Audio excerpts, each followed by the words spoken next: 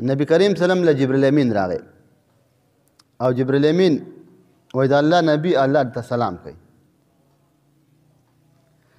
سلام نه وروسته وایي الله تعالی دا غرونه چې دي دا به د سرو زرو شي. ته چې چېرته یې هلته به د سره یي، کوم ځای کې وي سره زر به د سره یي. د الله نبي سر کښته کړ،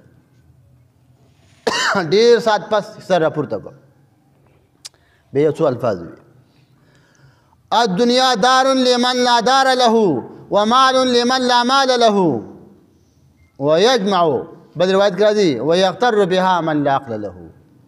دنیا د هغه چا کور دی چې د هغه کور نه وي، دنیا د هغه چا مال دی چې د هغه مال نه وي، او هغه څوک بې جمع کوي هغه څوک به پرې دوکه کېږي چې د هغه عقل کار نه کوي.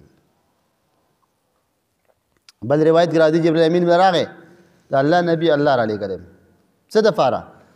ان اجعلو لك بطحاء ذهبا. بطحا کنده دی وه، اوس یې نومونه بدلېږي را بدلېږي، داسې نومونه بدلوي چې دا د سرو زرو ډکه شي د الله نبي.